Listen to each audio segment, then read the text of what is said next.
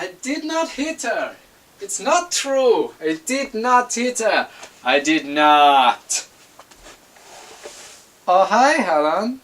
So, it's annual Remind Peter He's Single Day, also known colloquially as Valentine's Day.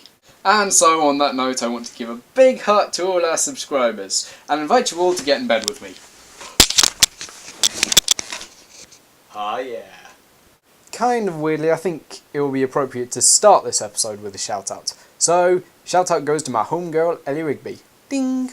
Yeah, I lost my wink sound effect. I need to make a new one. So anyway, I was talking to Ellie and we kind of don't get Valentine's Day. I mean, it's brilliant that we have a day entirely dedicated to love and being in love with somebody and showing your love for somebody, but I'm not really sure hastily bought gifts are the way to do it. Also, why only have one day for relationships? Surely the point is, like, it's supposed to be an all year round thing, which is a perfect excuse for not buying anything or taking your partner on a cheap date. The more you know. And this kind of reminded me of something I did quite a while back, which never really took off. This is the Forever Alone Club. It's a Tumblr I started in the summer of 2011. After seeing all my cool friends were going out and meeting up with each other, and realising I didn't really have anybody to do that with, I decided it would be fun to try and meet new people who also had the same problem. And I kind of remembered what the Forever Alone Club was supposed to be, or at least why I set it up in the first place. And I think where it came from originally was just the fact that I was so goddamn awkward at school.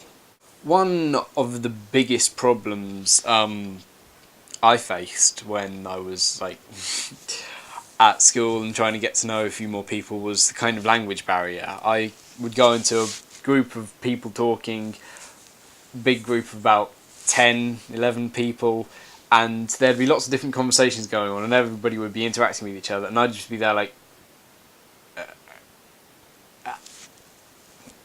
and then in the bits where I finally got a word in edgeways, whatever I said was just kind of so awkward and didn't come out naturally and just sounded so stupid that it would just make everybody stop and look at me like,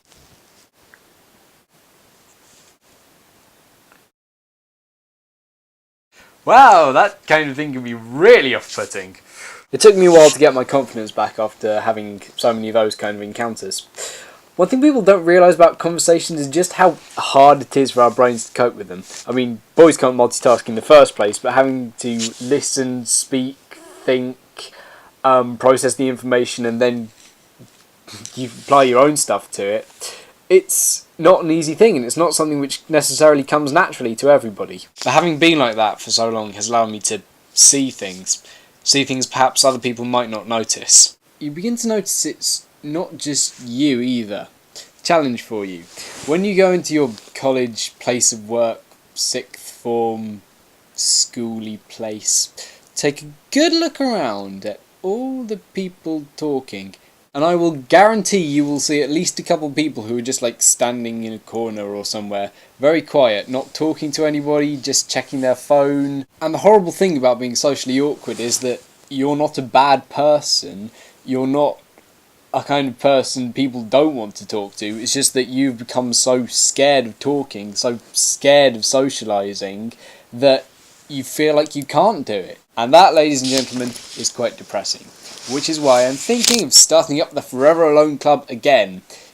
Nail clippers. Why am I holding nail clippers?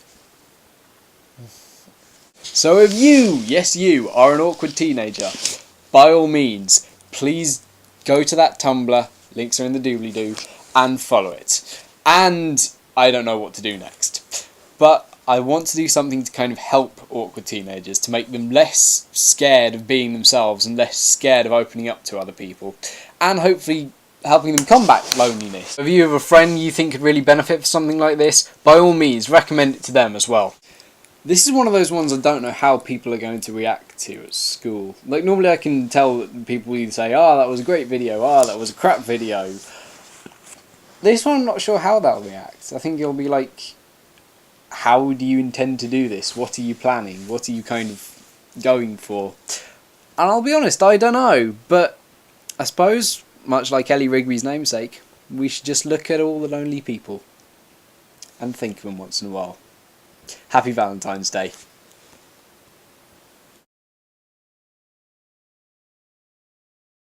Ah, Miss Clippy, who needs a Valentine when I have you?